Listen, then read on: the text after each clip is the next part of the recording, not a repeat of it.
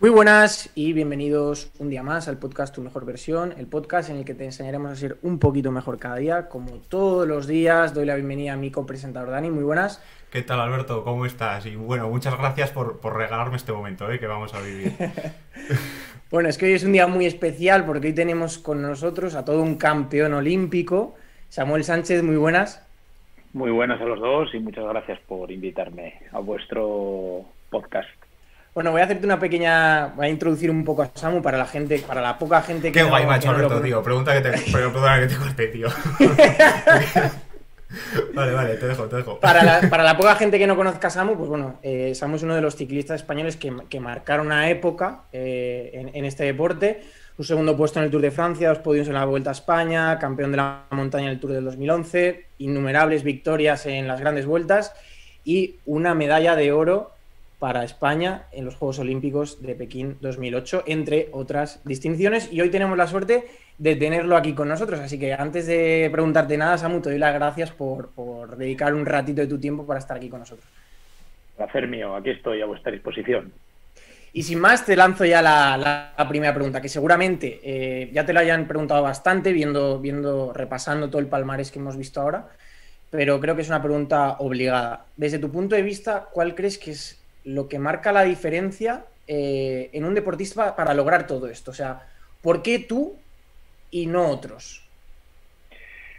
A ver, voy a decir lo que a mí me dijo mi difunta madre, ¿no? Yo creo que los seres humanos, pues somos no todos iguales, pero la diferencia quizás sea también a veces de cuello para arriba. La manera de gestionar, sobre todo un deporte como es el ciclismo, que para poder brillar, sobre todo en carreras de 3 semanas o en pruebas de más de 4 horas, 5 horas, como puede ser una olimpiada, un mundial o clásicas de un día, pues yo creo que hay que tener siempre la cabeza pues muy en tu sitio. Porque es un deporte en el que hay muchos factores externos, hay cosas que a veces no puedes controlar y si no tienes la cabeza donde la tienes que tener, es muy difícil que puedas sacar tu superioridad genética, ¿no? Yo creo que los grandes campeones se caracterizan por ser siempre muy fuertes de cabeza, ser ciclistas con mucha determinación, saber lo que quieren, trabajar, intentar trabajar más que nadie, intentar no dejar al azar cosas que otros sí las dejan y luego a veces en el ciclismo tienes que encomendarte un poco no a la suerte, sino a la no mala suerte. Yo siempre te decía a la gente, bueno, buena suerte. Yo siempre digo, no, buena suerte es comprar el 10º de lotería y que te toque.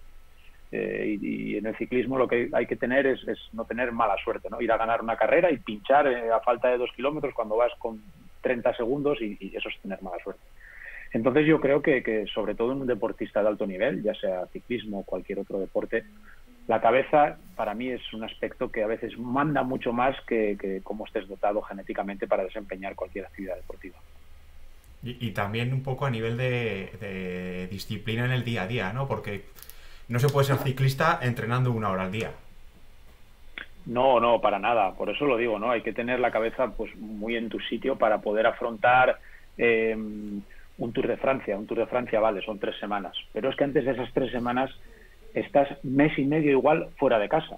Entonces, si la cabeza no la tienes en su sitio, eres fuerte, tu familia te apoya, estás en un ambiente, en un entorno favorable para desarrollar esa actividad física, pues yo he visto a mucha gente con grandes cualidades, grandes dotes para dar pedal, para ser campeones en la bicicleta y no han llegado pues por su debilidad en la cabeza, pues porque no resisten los entrenamientos, pues porque no resisten la presión, porque no les gusta estar fuera de casa, por motivos a veces que uno no sabe el por qué con gente dotada o ser portentos de la naturaleza no le sacan ese partido, pues porque no aguantan o el ritmo de trabajo o la propia competición y ese estrés que te ves sometido a veces, no solo el que tú te pones, sino también el que te ponen tus sponsors o la prensa o etcétera, ¿no? Eso es a veces algo que el deportista no lo consigue superar.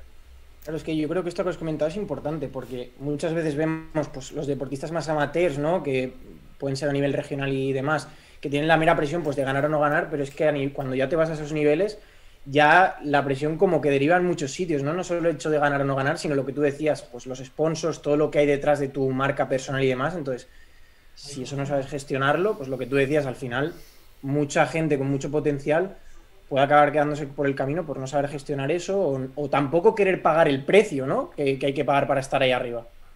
Eso es a lo que iba a entrar ahora. Hay ciclistas que se les han hecho contratos millonarios porque pensaban que iban a ser los siguientes en ganar todo y marcar una época, y no han podido con esa presión de ganar tanto dinero y estar obligado a hacer algo, pues por ejemplo en un Tour de Francia.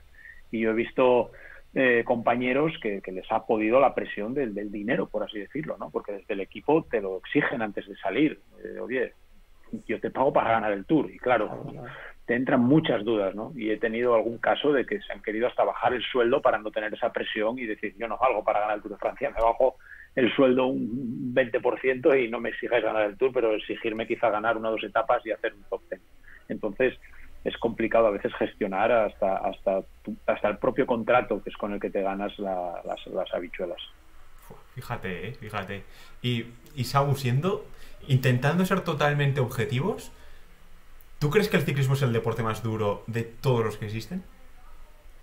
Hombre, a ver, psicológicamente es un deporte duro y sacrificado, no solo por el esfuerzo físico, ¿no? Sino quizás una carrera de 3 semanas para mí es mucho más el esfuerzo psicológico. Estar todos los días cambiando de hotel, estar todos los días cambiando de mesa para sentarte a desayunar, a comer, la vorágine de acabar la carrera, ducharte rápido, ir merendando en el autobús, llegar al hotel, masaje, irte para la cama, volverte a levantar, hacer otra hora y media de traslado, volver a salir, atender a los medios de comunicación, luego la carrera, luego si te encuentras bien, luego si llueve. Es un deporte que para mí la cabeza es más de un 50%. Luego sí que el esfuerzo físico es muy grande, pero también un ciclista está muy preparado. Para llegar a afrontar un Tour de Francia se prepara muchísimo, ya te digo, puedes estar 1 mes y medio en altitud haciendo salvajadas, entrenando, cuidándote mucho en la comida, llevando una dieta equilibrada, haciendo verdaderos entrenos de superhombre, y luego te preparas para hacer esos grandes esfuerzos. Yo creo que hay deportes muy duros, quizás en otros aspectos. Para mí el boxeo es un deporte durísimo. Yo que he hecho alguna vez guantes me parece un esfuerzo físico también y mental muy grande, porque tienes que estar pensando en cubrirte, en pegar, en que no te peguen, en moverte, el estar concentrado en vigilar al rival. Me parece un deporte también muy duro. La maratón, bueno, todos lo sabemos que es una disciplina también muy exigente, que te preparas muchísimo para un día, para correr entre 2 horas y 2 horas y 20. Y hay deportes en el que sufres muchísimo de cabeza, ¿no? Para mí la natación es un deporte psicológicamente también que te machaca, ¿no? Porque tú estás en el mismo medio todo el rato, para un lado y para otro de la piscina, sin llevar un reloj, sino que te tienes que fiar un poco también de tu propio feeling y de tu cabeza, ¿no? Estar todos los días metido en el agua, nadando. Para mí hay deportes que no solo físicamente son duros, sino que a veces psicológicamente son matadores, o sea, son matadores. Joder, fíjate, macho, qué pasada de descripción y Es de verdad, porque todo. muchas veces valoramos la dificultad de un deporte por el nivel de exigencia física y se deja un poco de lado el nivel de exigencia psicológica que lleva ese deporte, ¿no? Y muchas veces habrán deportes que físicamente pues, pueden ser muy exigentes, pero que a nivel psicológico igual no lo son tanto. Por ejemplo, yo el fútbol sí que lo veo un deporte físicamente, lógicamente es exigente, pero a nivel psicológico, al no estar tú solo, que eso para mí me parece algo importante, es como que el nivel de exigencia psicológico se reparte un poco más, ¿no? Porque es como, bueno, yo fallo, pero tengo 10 tíos detrás, ¿sabes? En el ciclismo, por ejemplo, sí que es verdad que tienes un equipo, pero como no vayas todo ese día, no vas. En el tenis o en cualquier deporte individual, ese factor psicológico yo creo que se agrava muchísimo más y es lo que hace que estos deportes, desde mi punto de vista, sean de los más exigentes a todos los niveles. Sí, sí, sí. A ver, psicológicamente es un deporte duro porque estás más de 220 días fuera de casa, ya te digo, cambiando de hotel continuamente, cambiando de escenario, a veces la climatología te hace, vamos, jugar muy malas pasadas, y si tú no eres muy fuerte de cabeza, eso no aguantas muchos años, ¿no? Yo creo que ese es el secreto de los grandes campeones y de quizá las diferencias entre ciclistas que han llegado a todo y ciclistas que se han quedado que prometían y que no han podido llegar a algo. Yo creo que está en la cabeza. está en la cabeza. Y el ritmo, y sobre todo hoy en día en el ciclismo moderno, ¿no? Que se lleva mucho estar siempre concentrado, estar monitorizado, los vatios, el pulso, el peso, la grasa. Si tú no eres capaz a veces de abstraerte de todo lo que conlleva llegar al 100% en una carrera y empiezas a comerte la cabeza, pues eso te puede. Y de hecho estamos viendo casos de ciclistas que han dejado la bicicleta porque dicen que no pueden más, ¿no? El caso de Dumoulin, etcétera. Y yo creo que vamos a ver cada vez más ciclistas menos longevos, porque empiezan cada vez antes a despuntar. Muy pocos ciclistas de 20, 21 años, pero que no dejan de ser adolescentes. Con 20, 21 años no te pueden sacar de tu hábitat y meterte un mes en Sierra Nevada o en cualquier sitio a entrenar. ¿Cuánto puedes durar a ese ritmo, ¿no? Psicológicamente yo creo que eso, un caso como el Valverde, como el mío, que Valverde está superando ya los 40 años y llega hasta los 39, va a ser complicado que lo veamos en un futuro, ¿no? Porque empiezan a despuntar con 20, 21, 22, un ritmo continuo, concentraciones, carreras, la prensa, claro. Todo eso llega un momento en que la cabeza te hace arriba algo conexión y te para. Yo creo que es lo que le ha pasado a Dumoulin, ¿no? Que, por ejemplo, es el caso más sonado. Ciclista que estaba llamado a ganar un Tour de Francia y de la noche a la mañana ha dicho que ya no está capacitado para salir de ese ritmo de ciclista profesional de hoy en día, que es, vamos, frenético. Joder, fíjate. Pues ahora que estamos hablando de la mente, me gustaría que hicieses aquí con nosotros un ejercicio mental y recordases un poco aquel famoso día en el que ganaste la medalla de oro en Pekín 2008. Así que quiero que la rememores aquí un poco con nosotros y que nos cuentes un poco cómo se gestó esa medalla, qué cosas se te pasó por la cabeza cuando viste el momento en el que arrancabas, mirabas para atrás y decías, esto ya es para mí. Entonces cuéntanos un poco todo esto. Tiene historia, esa medalla tiene historia, tiene superstición, tiene algo, tiene un halo esa medalla, porque si no lo sabéis, en China el número de la suerte es el número 8. Las Olimpiadas se inauguraron el 8 del 8 del 2008 a las 8:08, y el día antes, cuando yo estaba en la camilla de masaje, vinieron a darnos los dorsales y preguntó un masajista, ¿no? ¿Qué números llevamos? Y dijo uno, no, pues llevamos del 1 o del 3 al 8, del 5 al 10 o tal. ¿Y quién lleva el 8? Dice Samu. Dice, Samu va a ganar mañana. Hostia. Y así diciendo, no puede ser verdad. Y yo, ¿pero por qué dices eso? Dice, no, porque aquí en China el 8 es el número de la suerte. Y tú llevas el número 8. Bueno, pues ahí quedó. Y la carrera pues se planteó en una Olimpiada. Al 8, ¿no? Al 8. Son equipos de 6 ciclistas. España yo creo que presentó el mejor equipo de la historia, con Carlos Sastre, Alberto Contador, Freire, Valverde y yo. Y eso yo creo que fue irrepetible. Fue una selección irrepetible donde todos nos entendimos muy bien y donde el cometido era pues marcar mucho a Italia, ¿no? Había otro favorito en Italia que era Paolo Bettini, que tenía que Alejandro Valverde marcarle, y yo tenía el cometido de marcar quizá a los hermanos Schleck, Cancellara y Davide Rebellin, ¿no? Y a falta de 2-3 vueltas pues endurecimos mucho la carrera con Contador, con Sastre, y nos dejaron un poco a Alejandro y a mí un poco encomendados al final a jugar las bazas y ver un poco la situación de carrera. Eran vueltas a la muralla china, teníamos que subir 10 kilómetros, bajar otros 10 por la autopista, y bueno, se dio ahí un desenlace de carrera donde se hizo un grupito, que se metió un Schleck, se metió Rebellin, yo me pude meter en ese grupo, y a falta de una vuelta pues subiendo arrancó Schleck, Rebellin, yo salí con ellos, y ya cara meta pues todos nos las prometíamos muy felices porque íbamos 3 y ya cogíamos chapa. Yo ya estaba ya alucinando, que bueno, ya tengo chapa, y yo, madre mía, esto va a ser ya increíble. Y nuestra sorpresa es que a falta de 1 kilómetro 200, una cosa así, miramos para atrás y viene la locomotora suiza con Cancellara, con 2 ciclistas más a rueda, ¿no? Con Rogers y con Colognet. Y ahí pues en 1 kilómetro es lo que hablamos, ¿no? Tienes que ser capaz, después de más de 6 horas y media de carrera, con casi 35 o 36 grados, casi un 98% de humedad, joder, de saber gestionar un grupo de 6 para 3 metales, ¿no? Tú sabes cómo vas tú, intentas hacer rápido una composición del lugar, dices, nosotros tres ya veníamos por delante, los otros tres entran de atrás, llegan más fatigados, quién es el más rápido de todos, quién va a ser el primero en arrancar, tengo que cerrarme a las vallas para que nadie me adelante por la derecha, para ver solo por la izquierda quién viene por la izquierda, tengo que buscar mi distancia. Era una llegada bastante dura, complicada, yo sabía que el italiano era el más rápido, pero bueno, en este tipo de carreras de 260 kilómetros, pues no es más rápido quien más sprinta, sino quien mejor llega, ¿no? Y yo pues confiaba mucho en mis posibilidades y lo único que busqué era no quedarme cerrado y buscar mi distancia, ¿no? Y así fue. En cuanto busqué mi distancia ya empezamos a lanzar el sprint y a falta ya de menos de 100 metros ya veía que no me podían remontar y que iba a ganar algo, que iba a cambiar mi vida para siempre, ¿no? Aparte, en un escenario, en un país como China, unas Olimpiadas que todo el mundo había puesto en duda cómo se iban a organizar, fue un éxito, un ambiente frío, porque fue frío, la Olimpiada fue fría, no había público, había muy poca gente, el poco público que había eran chinos que había puesto la organización.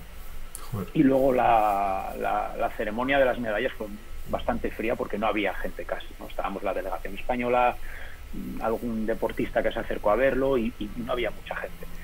Sin embargo, en el momento que acabó todo, que fue, vamos, lloré de emoción, te acuerdas de todos tus seres queridos, de toda la gente que te ayudó, de todo el trabajo que hay detrás, ¿no? Al final te emocionas por eso, porque detrás de una victoria siempre hay muchos momentos malos. En ciclismo hay muchos momentos malos que buenos, y los buenos yo creo que te hacen ensombrecer todos esos malos y ves la recompensa, todo el trabajo que hubo detrás, ¿no? Veníamos de hacer un gran Tour de Francia en el 2008, que ganó Carlos Sastre, que era mi compañero de habitación, de haber sacrificado también mucho por el camino, muchos ratos familiares, con mi hijo recién nacido, y algo que no se me olvidó nunca fue cuando entré también a la sala de prensa y vi allí más de 250 periodistas. O sea, fue increíble, ¿no? Esa imagen que me quedó grabada para siempre, y lo que ahora vemos normal, que es hacernos un selfie y enviárselo a cualquier amigo, a cualquier colega, pues yo me acuerdo que llevaba la cámara de fotos y me hice un selfie, ¿no? Saqué una foto yo con todos los periodistas detrás, porque era increíble la sala de prensa con la cantidad de periodistas que había detrás y la repercusión que tuvo la medalla en España. Vamos, apenas pude hablar con mis familiares, con mi mujer hablé en antena, en mi móvil chamuscó, se quemó, se saturó. Bueno, fue una locura, ¿no? Una locura, y que, bueno, pues a día de hoy pues todavía se recuerda esa medalla en Pekín. Joder, fíjate, si se me pone a mí la piel de gallina, no quiero saber a ti. Yo, Samu, tengo dos preguntas que me gustaría que contases aquí. Lo primero, ¿qué es lo primero que se te pasó por la cabeza cuando veías que ibas a pasar el primero por la meta? O sea, ¿qué fue el primer pensamiento que se te vino a la cabeza? ¿Esto va a pasar? ¿Esto es real? La que acabo de liar. Lo primero que pasé, sí. Lo primero que se me pasó por la cabeza, y dice, la que acabo de liar, o sea, acabo de sacar un oro en una Olimpiada. O sea, cuando el favorito eran otra gente, yo sí que tenía mi oportunidad tenía que aprovecharla, y se dieron todas las causas y se juntó todo para que al final llegásemos de los más fuertes de la carrera y yo poder rematar el gran trabajo que había hecho la selección española. Y ese fue el primer pensamiento. Dije, la que acabo de liar. O sea, la que hemos liado. Sí. O sea, es que es literal, la que hemos liado. La que hemos liado. Se ve una imagen abrazándome a Contador, otra a Valverde, y oro. O sea, fue algo que nos superó a todos los que estuvimos allí. Fue todos una emoción, llorando, vamos, impresionante. Luego a la carrera todo, ducharnos rápido en la villa. Teníamos recepción con los actuales reyes, que eran todavía los príncipes, en la Casa de España. Vamos, primera medalla para España a las 11 de la mañana, hora española, un oro. O sea, fue impresionante. O sea, impresionante. Sí. Sí, porque además fue la primera medalla, ¿no? De esas Olimpiadas para España. La primera, sí. Yo me acuerdo que estábamos en la habitación, en la ventana, pues asomados, y viendo un poco a la gente del día anterior que se iban al desfile de la ceremonia de inauguración, y nosotros no pudimos ir. El equipo olímpico de ciclismo en ruta no pudimos ir. Tuvimos que quedarnos en la habitación porque al día siguiente teníamos la competición y no pudimos ir. Y fue la primera medalla para España, y ya te digo, en España eran las 11, 12 de la mañana, y pues mi mujer me decía luego, ¿no? Dices que abriste todos los telediarios, fuiste portada de toda la prensa, me llamaron de todas las radios, ahí están revistas del corazón. O sea, algo impensable, ¿no? Que ves la grandeza de una Olimpiada, ¿no? Que sobrepasa los valores, las barreras de tu propio deporte. Es un acto social donde todo el mundo se identifica y donde todo el mundo te va a conocer el resto de tu vida, ¿no? Y eso no pasa cuando tú ganas un mundial, un tour, etcétera. Es muy complicado, ¿no? Y una Olimpiada es algo que se sobredimensiona muchísimo a todos los ámbitos de la vida, por los valores que hay, el halo que tiene el deporte olímpico, esa pureza, esa guerra entre países natural y sana, que es una Olimpiada, ¿no? A ver quién tiene los mejores deportistas, ¿no? En todas las disciplinas. Entonces tiene algo que tu propio deporte no tiene y sí te lo da una Olimpiada. Claro, que une a todos los amantes del deporte. O sea, no es que una a los amantes del ciclismo, una a los amantes del fútbol o del baloncesto, une a los amantes de todo el deporte. Y como una anécdota, Samu, porque ya has contado que esta medalla es que tiene mucha historia, ¿no? Por el tema del 8 a las 8, tú llevas el dorsal 8, se dieron todas las circunstancias, pero además como anécdota, están aquí los perros, perdón. Como anécdota, tu hijo nació unos meses antes, ¿no? De ganar esta medalla, tu hijo Unai nació unos meses antes, ¿no? O sea que vino... 5 meses antes. Vino prácticamente con la medalla debajo del brazo. O sea que se dio todo. Vino ya Unai con la medalla debajo del brazo. Sí, son, bueno, pues casualidades de la vida. Mi madre había fallecido un 9 de agosto también, y yo gané el 9 del 8, del 2008. Entonces, bueno, son cosas de la vida, que curiosidades que a veces no sabes por qué se junta todo y dices, ¿esto qué pasa aquí, no? Y son cosas curiosas que luego las cuentas y dices, pues, oye, tenía que pasar. Tenía que pasar, sí, o sea, eso estaba ahí para ti. Joder, fíjate, ¿eh? Qué pasada, tú, es que no tengo otra palabra. Bueno, Samu, ya lo has dicho un poco antes, ¿no? Que igual te ibas un mes y medio, estabas en el tour un mes y medio, después te ibas al tour, pasáis más de 200 días fuera de casa. Entonces yo te quería preguntar, ¿cómo de loca es la vida de un ciclista profesional? También has mencionado que tuviste a tu hijo el año olímpico, ¿no? ¿Cómo se puede, cómo se gestiona, ¿no? ¿Cómo se tiene una familia siendo ciclista profesional? Bueno, yo creo que es vital, importante, necesario que en este caso, pues la que es mi mujer, que haya conocido como deportista profesional, como ciclista, ¿no? Que haya vivido contigo pues tu carrera deportiva y que sepa lo que es ser ciclista profesional. Yo he tenido esa suerte, que mi mujer había sido atleta profesional y sabía un poco o bastante en qué consiste la vida de un deportista. Yo, por supuesto, cada vez que me iba de casa, pues el que tú te quedes tranquilo, estando casi 2-3 semanas fuera de casa, que atienda a tus hijos, que atienda la casa, que se ocupe del día a día de una familia, eso pues te da mucha tranquilidad y te da también una estabilidad para poder rendir, ¿no? No tienes esa preocupación, es una preocupación menos que tú tienes. Y eso es vital y fundamental, porque dentro del ajetreo de un ciclista tiene que haber mucha calma a todos los niveles, ¿no? Cuando estás en una concentración, lo único que haces es entrenar, comer y dormir. No haces absolutamente nada más. Vives para entrenar, te alimentas para poder entrenar y descansas para poder entrenar. O sea, al final yo siempre lo digo, que el entrenamiento o la vida de un ciclista, me pregunta la gente, ¿tú cuánto entrenabas? Y yo 24 horas al día, decía. ¿Cómo que 24 horas al día? Yo sí. No solo tengo que preocuparme de realizar mi sesión de trabajo, sino que tengo que preocuparme de dormir mi siesta, de dar mi masaje, de saber cómo me voy a alimentar, de dormir de 8 a 10 horas para el día siguiente estar bien. Entonces es un trabajo que a mí me requiere 24 horas al día, ¿no? No puedo permitirme dormir 3 horas, no puedo permitirme comer mal y alimentarme mal, porque va a ser mi sustento y mi gasolina para el día siguiente, porque eso ya iría todo en detrimento. Entonces la baraja, el castillo se te va cayendo, ¿no? Tienes que ir construyendo desde abajo, y vives por y para la bicicleta durante 24 horas al día, porque todo cuenta, ¿no? No solo la ganancia que tú tengas por tu propio entrenamiento, sino también la ganancia marginal de intentar recuperar lo mejor posible para el día siguiente volver a sacar el plan de trabajo que tienes establecido pues en 15 días que estés en altitud, ¿no? Qué bueno, tú.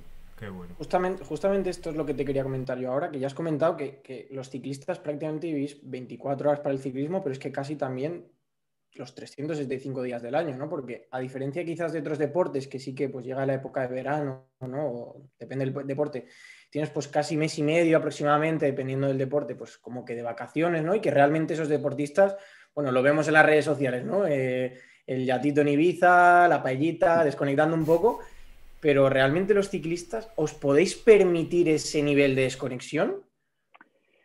Eh, Cuando eres más joven, quizás sí te puedes permitir un poquito más de desconexión, de estar igual sin tocar la bicicleta 10, 15 días. A medida que vas cumpliendo años, la bicicleta casi no la dejas. Puedes ver a un ciclista sacándose la foto en la playa, o en un barquito o una terraza, pero seguramente por la mañana habrá salido en bicicleta, habrá ido al gimnasio, no lo verás descuidarse mucho la comida, no lo verás beber mucho alcohol, una copa de vino, una cerveza, pero sabes que son 10 días para bajar un poquito tu nivel de activación, para bajar un poquito tu nivel de forma física, intentar ganar solo 1 kilo, como decíamos, intentar desentrenar para luego volver a entrenar, pero no puedes desentrenar a cero, no puedes bajar tanto la guardia. Entonces, yo mis últimos años apenas dejaba la bicicleta 5 o 6 días. Me la llevaba conmigo, si me iba a cualquier sitio de playa, de costa, la bicicleta iba conmigo. Me haría 1 hora, 2 horas por la mañana tranquilo y por la tarde pues relax, pues, en la piscina, en la playa, tranquilamente, y salir de juerga, eso pues vamos, no está contemplado casi en la vida de un ciclista ya, pues un poco con una responsabilidad, veterano, que sabes que en febrero ya empieza la temporada, pues poco, ¿no? Pocas juergas haces ya cuando tienes ya un buen contrato y tienes ya una marca detrás, eres una persona conocida. Eso no se suele ver en un ciclista. Claro, porque es que, joder, tampoco me apetece hacer demasiada sangre, ¿no? Pero, claro, vemos a los futbolistas que igual sí que se cogen y se van de fiesta, igual sí que se pueden permitir irse más de vacaciones, pero al final, en cuanto un futbolista, si ve que un día se encuentra mal, pues hace así, hace el cambio y ya entrará otro, ¿no? Pero un ciclista, es que el puerto no va a tener un Puedes pedir kilómetro el menos. Cambio, pero igual no. Claro, el cambio igual es no. te vas a casa y ya veremos el año que viene si vuelves, ¿no? O sea, el puerto Yo creo. no va a tener 10 kilómetros en vez de 13 No, porque tú hayas salido de fiesta. no. Yo creo que son deportes diferentes, de una exigencia diferente. No por ello, que para mí, yo siempre lo he dicho, que uno de los mayores grandes talentos deportivos siempre se ha dicho que están en el fútbol, ¿no? Son capaces de ser rápidos, de saber ejecutar pases con precisión, de meter el balón en una portería y debajo de 3 palos, y son capaces de estar corriendo pues, durante 90 minutos. Estamos viendo que el fútbol de hoy en día no es el fútbol de hace 20 años, 10 años. Los futbolistas hoy en día buenos de primer nivel se cuidan mucho, no salen de fiesta, tienen cuerpos muy trabajados, muy esculpidos, cada vez son más longevos, y eso no te lo permite llevar una mala vida. Las redes sociales a veces son muy crueles, pones la foto que quieres que vea la gente, pero detrás yo creo que en futbolistas de primer nivel sigue habiendo sacrificios, sigue habiendo muchos cuidados, cada vez se profesionaliza más, y en ese sentido se ve, ¿no? Futbolistas cracks que siguen rindiendo a muy alto nivel cuando hace 5 años les daban por desaparecidos. Yo creo que eso es a base de seguir cultivando el talento que tienen y cuidarse. Si tú no te cuidas, el cuerpo de un deportista de élite, sea el deporte que sea, te acaba pasando factura, a modo de lesiones, te baja el rendimiento, etcétera. Y vemos que este tipo de deportistas también a nivel psicológico están muy equilibrados, ¿no? Con hijos, con mujer, con su familia, vacaciones más comedidas, y siempre, pocas veces los ves haciendo, yo creo que, o viéndoles fuera de lugar, ¿no? A los cracks de una cierta edad. Cuando eres joven, pues lógico, a todos hemos tenido 20 años y a todo el mundo le ha gustado salir de fiesta y correrte una juerga con tus amigos, pero yo creo que a cierta edad y cuando ya eres un crack, no vale, ¿no? No vale el descuidarte mucho, porque detrás es lo que hablamos, ¿no? Tienes una ficha muy alta, tienes un nivel de exigencia muy alto, y al final tú eres un referente para la sociedad, para los niños. Tienes que dar ejemplo, ¿no? Yo siempre lo digo, ¿no? Es que tienes que dar ejemplo, estás obligado, eso va implícito en tu salario, ¿no? El ser un ejemplo para la sociedad, porque hay muchos niños detrás de ti que quieren ser como tú.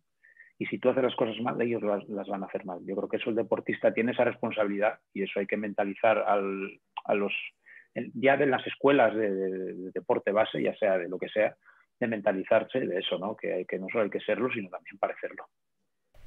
Qué grande, tío, qué grande. Bueno, eso es lo bonito, ¿no? Del deporte. Y tú, Samu, como deportista profesional, bueno, doy por hecho que te llenará de orgullo, pero bueno, yo sé que tienes una escuela y seguramente muchos de esos chicos que entren en la escuela entren con la ilusión de decir, pues yo de mayor quiero ser como Samuel Sánchez, o yo también quiero ganar una medalla olímpica, ¿no? Eso, para ti, ¿qué significa? El que probablemente muchos de esos chicos entren con ese pensamiento, ¿no? A la escuela.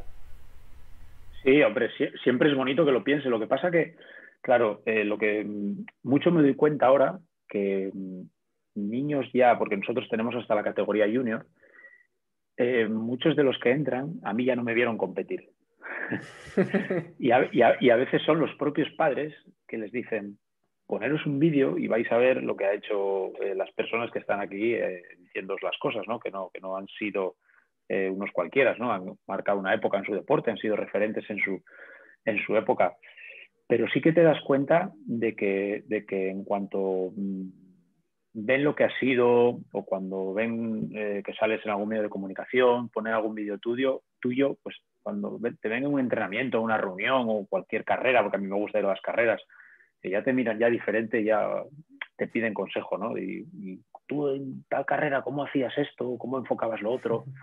Y te das cuenta de que ya quieren un poco que les digas y que les hablen, porque te dan veracidad, ¿no? Porque te dan veracidad porque ya se dan cuenta de con quién hablan, ¿no? No solo pueden ver a la persona, pero ya empiezan a ver un poco al personaje, ¿no? Al Samuel ciclista personaje, el que estuvo en un podium de un tour, el que ganó una medalla, y ya te tratan ya de diferente manera.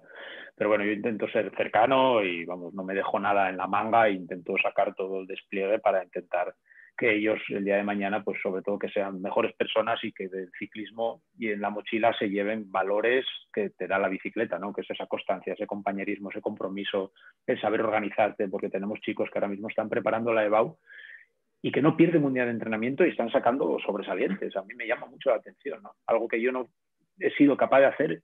Tenemos casi todo nuestro equipo junior, están sacando unas notazas, preparando la EBAU y no pierden entrenamiento y siguen ganando carreras, ¿no? Pues eso es el compromiso que ellos tienen por llegar a cumplir su sueño, ¿no? O sea, aprobar, sacar buenas notas en la EBAU para ir a hacer una buena carrera universitaria y cumplir con su sueño y obligación de estar en forma en las carreras. Y eso pues te llama la atención, que se organizan, y eso te lo da la bici y el deporte. El organizarte y el saber gestionar los tiempos solo te lo da el deporte en edades escolares. Otra cosa no te la da la vida. Qué bueno. Hostia, qué bueno, qué bueno. Pues, Alberto, sí, hacemos lo que quieras, pero yo creo que hemos dejado un podcast como de... Porque la siguiente pregunta es como demasiado técnica, ¿no? De ciclismo, y yo creo que hemos dejado un podcast como de hablar de valores del deporte que ¿la hacemos o no la última? Lánzala. No te la dejes en recámara porque yo sé que estás ahí que dices, quiero lanzar esta pregunta. Lánzala. Vale, ya como guía, ¿no? Es preguntarte, Samu, un poco cómo ha cambiado el entrenamiento a nivel, pues, de vatios, sobre todo, ¿no? ¿Cómo ha cambiado, no? Pues de antes, de que era un poco más salir a hacer... no lo que te diera la gana, ¿no? Pero tenías un poco más de banda ancha y cómo es ahora, que pues bueno, es todo vatios, series, vatios y lo que decías, ¿no? Controlar el peso, controlar la grasa, los vatios y todo muy milimétrico, ¿no? Sí, pero bueno, no hay que olvidarse que al final hay que dar pedal. Los vatios son un arma para tu poder, o para que tu entrenador te module el entrenamiento. Tú arrojas unos datos y él con esos datos te modula el entrenamiento. Y ahí es donde está ya la mano del artista, ¿no? El saber modular esos entrenamientos, tener un feedback diario y continuo contigo y saber interpretar tus sensaciones. Que eso es lo que le falta a todos los programas que hay de analizar datos. Un analizador de datos nunca va a analizar tus sensaciones. Te puede decir, no, es que tu FTP, no, es que aquí dice que tienes que descansar. Ya, pero si yo me encuentro bien y estoy ganando carreras y el ordenador dice que tengo que descansar, pues a veces hay que encomendarse un poquito más a la naturaleza, el saber asociar sensaciones con los vatios que mueves, porque a veces perdemos un poco, ¿no? Es que a estos vatios hoy no iba bien y sin embargo gané. Pues hay que ver el por qué, ¿no? Pues porque igual la carrera fue rápida, gastaste antes mucho y es lógico que llegues con esa fatiga y con tus depósitos ya de gasolina vacíos y muevas menos vatios. No por eso vas a andar menos, para nada. Pero sí que el ciclismo ha cambiado mucho en ese sentido y ha evolucionado. Y ahora, con todas estas armas que hay de valorar los esfuerzos, de valorar la fatiga, etcétera, haces que un cuerpo humano sea más efectivo y sacas lo mejor de cada ciclista a su edad. Desde mi academia hemos empezado a trabajar con vatios ya desde la categoría cadete desde el año pasado. No por eso vamos a quemar a los niños, para nada. Lo único que hacemos, adaptamos los entrenamientos a las horas o kilómetros que ellos compiten según los datos que ellos nos arrojan. Lo que no hacemos es meterles unos entrenamientos superiores a lo que un test te puede dar. Hay 1000 tests, ¿no? Cada maestrío tiene su librillo. Lo único que adaptas es el entrenamiento a su categoría. Un entrenamiento más dirigido, le sacas ese rendimiento y no por eso va a dejar de crecer ese ciclista. ¿Qué se está consiguiendo con esto? ¿O qué es lo que vemos? O lo que yo opino, lo que creo. Que adelantas un poquito o que ya ves ya más precozmente quién puede empezar a brillar antes en el ciclismo. Y es lo que está pasando. Los jóvenes talentos hoy en día se están imponiendo. La única persona de más de 30 años que está obteniendo grandes resultados es Valverde, que está ahí, que es incombustible, que eso es un fenómeno de la naturaleza. Y quizás Roglic y Geraint Thomas, pocos más. Estamos viendo a Van der Poel, a Van Aert, a Tom Pidcock, Bernal, muchos colombianos jóvenes, ciclistas cada vez más jóvenes, brillar y que cuesta entender el porqué, ¿no? Y yo creo que es esto, ¿no? El hacer los entrenamientos más dirigidos, no entrenar más, sino más dirigido. Pues ahora vamos a descansar porque ya notamos que en una gráfica que tienes un nivel de fatiga que quizás antes solo con el corazón, con el pulso no lo podías ver. Entonces eso lo que está provocando, creo que ese cambio tan drástico desde hace 10, 15 años para acá con la entrada de los medidores de potencia, es que todo vaya mucho más dirigido y quizás precozmente se esté descubriendo a estrellas que antes quizás no se descubrían por falta de saber sacarle más a un motor. Qué pasada, tío, qué pasada. Me parece que... No sé lo que pensáis, Alberto, que le gusta esto, no sé, opinarás. A ver, yo creo que esto se ve, es que se ve en todos los deportes, realmente cuando... Eso te iba a decir, en todos los deportes. En todos los deportes, cuando se empieza a introducir la tecnología, pero no introducirla por introducir, sino introducirla y utilizarla bien, se ve que todo lo que está cambiando. Por ejemplo, en el fútbol, que es algo que tengo un poquito más de cerca, cuando se empieza a introducir la tecnología bien introducida, vemos los cambios físicos que vemos en muchos deportistas. Cuando antes, por ejemplo, se tenía el miedo en el futbolista de que ganara mucha masa muscular, por ejemplo, ¿no? Ahora se está viendo, por ejemplo, casos de Adama Traoré, Goretzka, jugadores con mucha masa muscular y que mejoran el rendimiento. ¿Por qué? Porque se está cambiando un poco la manera de entender el entrenamiento porque se están introduciendo herramientas nuevas. Pero no por el mero hecho de introducirlas van a mejorar las cosas, sino que hay que introducirlas, pero saber utilizarlas también. O sea, yo creo que hay que coger un poco lo bueno de todo, ¿no? Lo bueno que teníamos antes del papel y boli, digamos, y lo bueno que nos están dando las nuevas herramientas para intentar sacar el máximo al deportista, que es lo único que interesa realmente, que el deportista saque su mejor versión. Yo creo que se ve lo que tú decías, ¿no? En el ciclismo se está viendo que cada vez desde más pronto se ve quién va a despuntar o quién realmente pues, puede bajarse la bici ya, y yo creo que eso se ve en todos los deportes. En todos los deportes se está empezando a ver, sobre todo un poco, el fútbol llama mucho más la atención, ¿no? Porque es el deporte donde más dinero hay, ¿no? Más repercusión hay, todo esto se ve como todo el mundo sabe lo que pasa, pero realmente está pasando en todos los deportes. Totalmente de acuerdo. Totalmente de acuerdo también. Sí. Bien, Samu, ya pues para ir poniendo el broche final a esta charla, cuéntanos un poco a qué se dedica hoy Samuel Sánchez, porque bueno, no lo hemos comentado, pero ya te retiraste del ciclismo profesional, entonces, ¿a qué se dedica Samuel Sánchez hoy en día? Pues, como antes lo comentabas, pues tenemos una academia, la tengo junto con Benjamín Noval, que fue otro exciclista profesional, y estamos pues intentando transmitirles a todos estos chicos que quieren ser ciclistas, pues nuestra sabiduría, ¿no? No queremos quitarles su juventud, porque yo creo que son cadetes, juveniles, escuelas. Nadie ha ganado un Tour siendo un juvenil ni siendo un cadete, para nada. Lo único que les intentamos enseñar es un poco el camino y cierto tipo de hábitos, qué no hacer, qué hacer con su edad. Porque, bueno, yo soy el primero que digo, si hoy se gana la carrera, pues helados para todos, ¿no? Que no pasa absolutamente nada por comerse un helado un día, es que no pasa nada. A mí cuando me viene un chaval, no, aquí las nueces y tal, digo, que sí, que está bien que te coma las nueces, pero ya, tranquilo, hombre, ya tendrás tiempo. Ahora toca ser un niño de 17, 18 años. Principalmente me dedico a eso, a la academia, a hacer deporte, ando mucho en bicicleta, gimnasio, y luego mi pasión, que es el esquí, es algo que cuando hay nieve, pues me gusta mucho practicar en muchas de las modalidades, tanto esquí de travesía, que es un poco más de cardio, como esquí alpino, pasar puertas en competición, como hacer fuera de pista, hacer el esquí con helicóptero.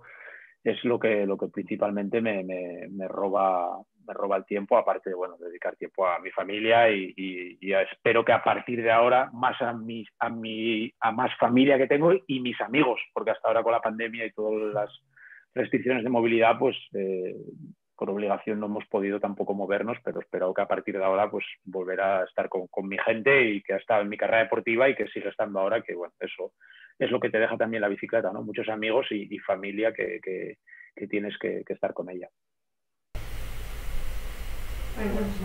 Bueno, sí. Bueno, pues vamos a dar ya por finalizado el podcast de hoy. Samu, antes de nada, pues agradecerte muchísimo este ratito que has dedicado para estar aquí con nosotros. Creo que ha sido una charla brutal, o sea, que bonito, un auténtico campeón olímpico aquí en el podcast. Pues, así que muchas gracias, Samu. Gracias a vosotros, ya lo sabéis, un placer ha sido mío.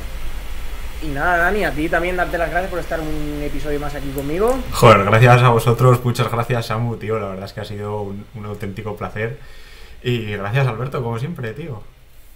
Nada, y a vosotros que nos escucháis, pues lo dicho, nos escuchamos en el siguiente episodio. Un abrazo, chao. Chao.